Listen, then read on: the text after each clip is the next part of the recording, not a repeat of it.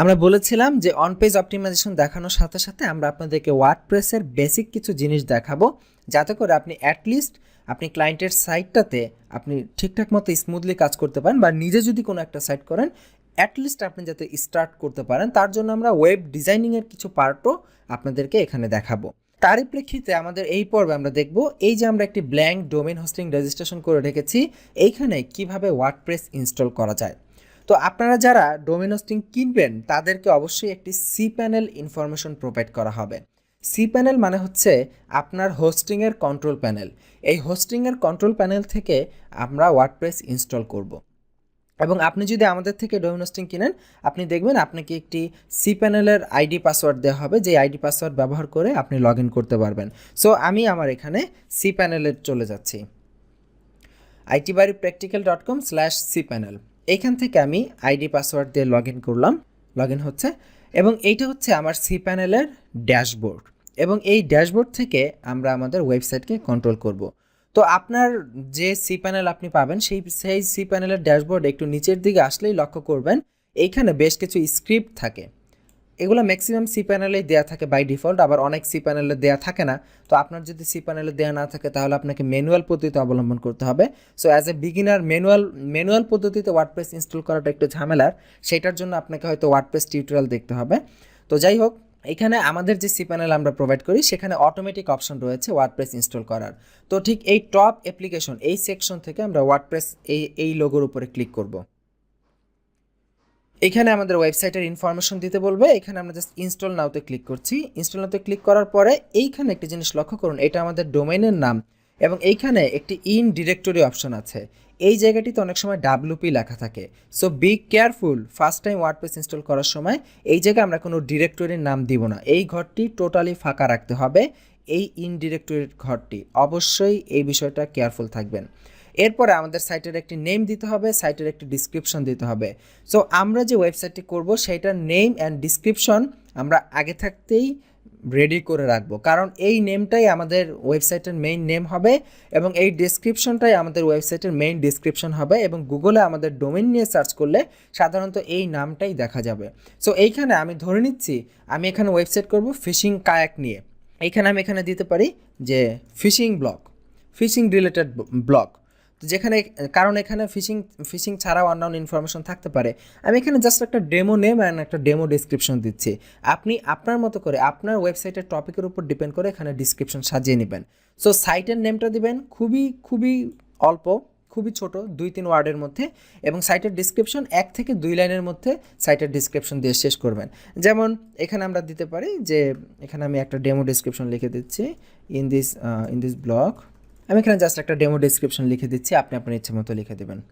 তবে এই demo description আপনার যেটা ওয়েবসাইটের মেইন টপিক ফিশিং, সেই কথাটি অবশ্যই উল্লেখ করবেন। এখানে আমি 1 লাইন লিখে দিচ্ছি, আপনি 2-3 লাইন যে কোনো একটা কিছু লিখে দিন। তারপরে এখানে রয়েছে অ্যাডমিন ইউজার নেম, আমি এখানে অ্যাডমিনের একটি ইউজার নেম দিয়ে দিচ্ছি। অ্যাডমিনের একটি পাসওয়ার্ড দিতে বলেছে, আমি এখানে একটি পাসওয়ার্ড দিচ্ছি, এটাকে আমি হাইড করে নিই। ফাইন। এখানে একটি অ্যাডমিনের ইমেল অ্যাড্রেস দিতে হবে, আমি এখানে আমার ইমেল অ্যাড্রেসটি দিয়ে দিচ্ছি, এবং নিচের দিকে যাচ্ছি। এইটা আমাদের প্রয়োজন নেই, ডাব্লিউপি ফর্ম লাইটস, জাস্ট আমরা ইনস্টলে ক্লিক করছি। কিছুক্ষণের মধ্যেই আমাদের ওয়েবসাইটে ইনস্টল হয়ে যাবে। হালকা একটু সময় লাগতে পারে, কখনো কখনো 1 মিনিট বা ম্যাক্সিমাম টাইম 1 মিনিট লাগে না, সাধারণত 10-12 সেকেন্ডের মধ্যে হয়ে যায়। দেখুন সাকসেসফুলি আমাদের ওয়েবসাইটে আমরা ওয়ার্ডপ্রেস ইনস্টল করে ফেলেছি। এখন আমি জাস্ট এখানে লগ ইন করব হচ্ছে itbarypractical.com/wp দিয়ে অ্যাডমিন, এই অ্যাড্রেসে গিয়ে দেখুন এই অ্যাড্রেসটা আমরা এখানেও পাবো, itbarypractical.com/wp দিয়ে অ্যাডমিন। সো এই অ্যাড্রেসে চলে যাচ্ছি, এবং একটু আগে আমি যে আইডি পাসওয়ার্ডটি দিয়েছি, মানে ইউজার নেম পাসওয়ার্ড, সেই ইউজার নেম পাসওয়ার্ড দিয়ে আমি জাস্ট এখানে লগ ইনে ক্লিক করছি। এই হচ্ছে আমাদের ওয়ার্ডপ্রেসের ড্যাশবোর্ড। আমরা সাকসেসফুলভাবে ওয়ার্ডপ্রেস ইনস্টল করে ফেলেছি।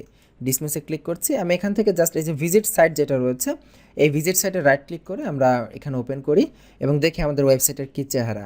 এই যে দেখুন আমাদের ওয়েবসাইট সেট আপ হয়ে গেছে। তার মানে আমরা এখানে ওয়ার্ডপ্রেস ইনস্টল করে ফেলেছি আমাদের সি প্যানেল থেকে, এবং আমাদের ওয়েবসাইট এখন আপ অ্যান্ড রানিং। তো একদম ভেরি ফাস্ট আমাদের ওয়েবসাইটে এই যে বেশ কিছু মানে ওয়ার্ডপ্রেস কী করে, ডেমো কয়েকটা পোস্ট দেয়, একটা পেজ দেয় এবং একটা কমেন্ট দেয়। সো আমরা এই পোস্টে ক্লিক করে আমরা সর্বপ্রথম আমাদের ডেমো যে পোস্টটা দেওয়া আছে, জাস্ট ডেমো, সেই পোস্টটাকে ডিলিট করব। সো আমি এখানে পোস্টে ক্লিক করলাম, এখান থেকে এটাকে করে অথবা এখানে ডাইরেক্ট ট্র্যাশে আমরা ক্লিক করলাম, এটা ট্র্যাশ হয়ে যাবে,